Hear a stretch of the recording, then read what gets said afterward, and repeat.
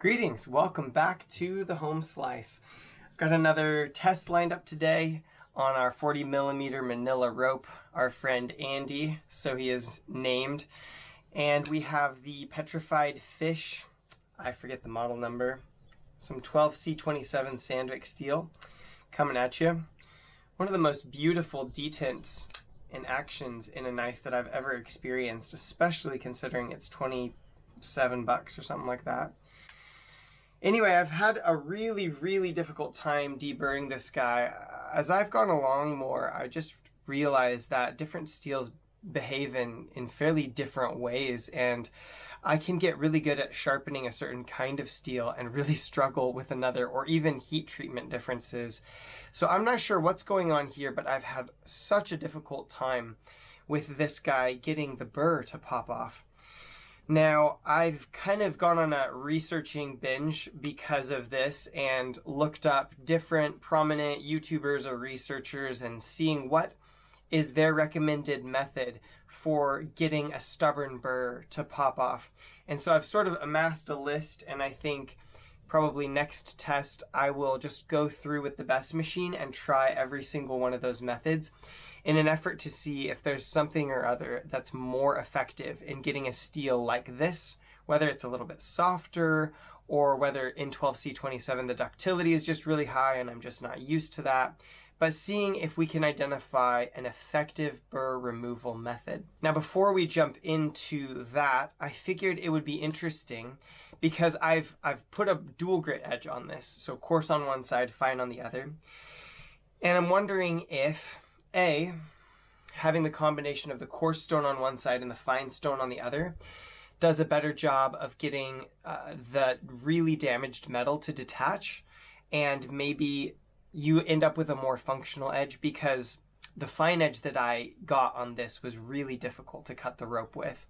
So I'm wondering if dual grit makes it more useful or sort of deburrs a little bit naturally from the stones.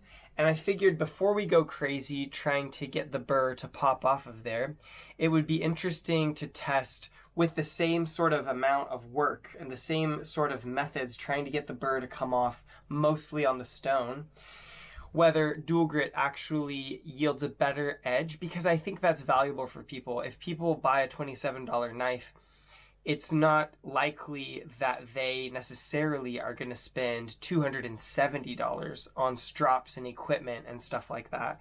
So I think it's a valid data point to see whether with different combinations of stones you reach a more effective edge for your average user. So we'll find out about that today. We'll see how it deburred in the microscope in just a second, and then we'll see how many passes it goes on the ANDE rope. The initial feel of the edge, it feels more aggressive than the fine edge did, but not crazy aggressive. It's not the most, it's not like the Spidey Chef I tested a few weeks back that was just, it was scary to even put your fingers on it. Anyway, let's look at that in the scope. So some initial observations. It seems like most of the dual grit edges that I look at under the microscope, there is some small amount of bent, sort of displaced metal. And usually, of course, it's on the fine side because the coarse abrasives have come and raked material over really heavily. And then the fine side and the strop often won't have taken off 100% of that. I think something that's interesting and just a funny thing for me to sort of ponder or admit is that through this whole process of testing these blades, I've actually, for the first time, had to get skilled at sharpening, because I think that very often a dual grit edge will still operate fairly satisfyingly even if it has some bits of damaged metal still left there at the apex, or when they break away, the structures or the cutting teeth, you could say, that remain are functional enough that you don't notice that much. So anyway, a lot of you guys are like, what are you doing for deburring, for stropping? And, you know, I'm actually learning. Like, this is actually kind of new territory for me, these videos you see me do. And we'll do an initial best test because I haven't actually done that yet.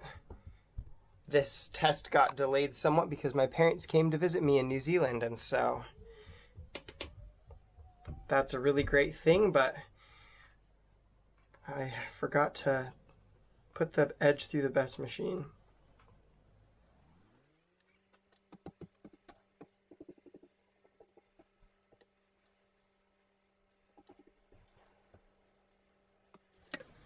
All right, 185. So that's interesting because off of the fine stones, that was hitting as low as 137, but it was impossible to get through that rope after just 2 rounds through. Now this edge that I've got on this Petrified Fish knife, the same edge with 400 grit CBN on one side from the Spyderco, electroplated CBN stone, and Suhiro Serax 3000 grit finish on the other side, stropped on Mother's Mag. With LC200 in the Spidey Chef, this did 12 cuts through the rope, no problem, and was still like cleanly slicing paper. It just went up over 400 grams on the best machine. So it'll be interesting to compare how 2 different steels sort of react or respond to the same sharpening protocol. Anyway, you know the drill, 1 cut at a time up till 10, and then we'll do 2 cuts at a time to save some best line.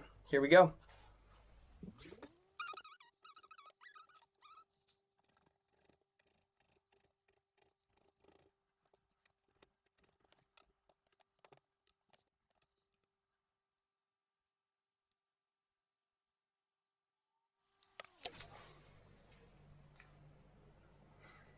Now it's interesting because 387, that's quite close to 400 already.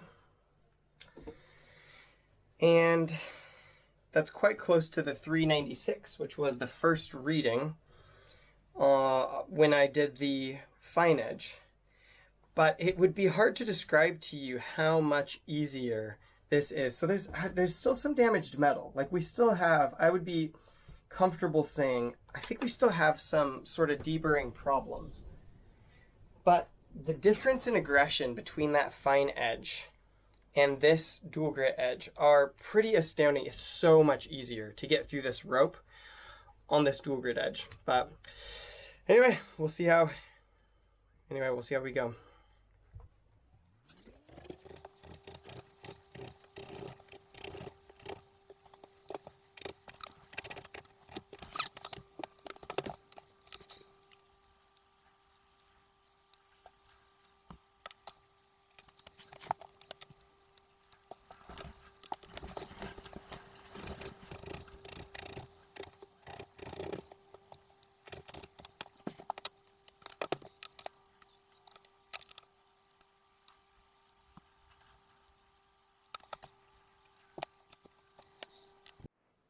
All right, 3 passes through the rope. Now, that's pretty like standard normal. 3 passes through the rope is about what you get with most steels that are sort of a low carbon content or low carbide steels. A lot of the tests with the Victorinox paring knives would end at 3 passes through the ANDE Rope.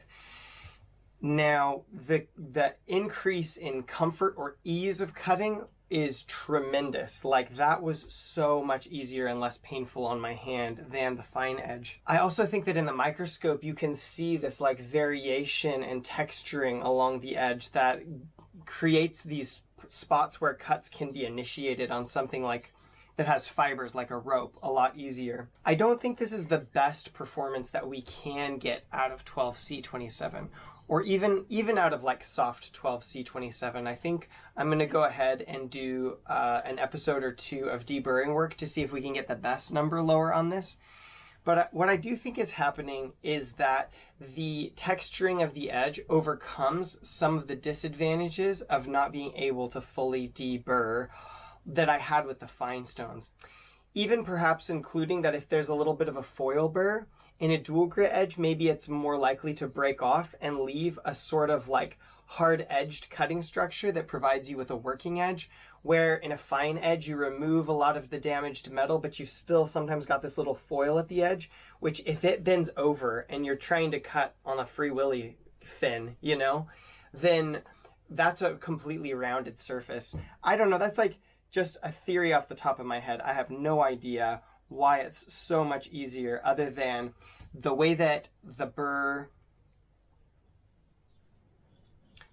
damaged metal breaks off or degrades is more beneficial to cutting performance, or the big chunky scoops out of the edge increase the aggression enough that the performance decrease that you would ordinarily have from a burr bending around is minimized, or it's like fought against, if that makes sense.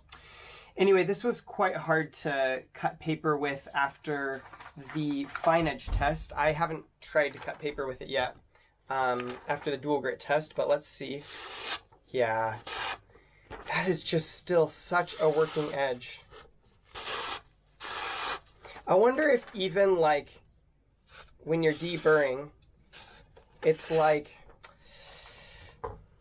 the way that the dual grit edge forms, each section is a little bit different. And so if you have places of edge roll, they're just like few and far between rather than the whole edge uniformly rolling. I don't know. I'd be interested to hear your guys' thoughts. I'll take a look at this in the microscope. As far as a slice, like this thing would still be going in Pete's test from Cedric and Ada. Like it's still so functional. And this is really what I love about dual grit edges. It's that functionality over the long term, that ease of use, where it can do more than the fine edge did and still be doing so well. I don't know if it would still be push cutting. No, it's gonna wanna tear on a push cut. I don't think we could get let me get started here. Yeah, I don't know. That portion is like 2 inches of push cutting and then it tore. So not cleanly push cutting. Definitely better performance from this 12C27, but I'm not pleased with it yet. Stay tuned for more deburring tips. I'll put up a microscope shot here. Well, it definitely looks like there's some minimal sort of bending happening at spots, but it's sort of isolated to locations. You can definitely see the edge is a bit shinier after having gone through a bit of rope. But man, I would say I would still be happy to use this knife. And I've sharpened this knife dual grit and really liked the performance of it. Stropped it back to shaving sharp to actually shave my beard at one point when I had to go to the US Embassy and I forgot my razor. So really have enjoyed the dual grit performance of this, but I think we could get it better. Anyway, if you want to see the last test of 12C27 that I'm referring to with the fine edge, I'll put that on screen now. For all of the rest of you, I will say peace out from the home slice. You guys take care. Bye.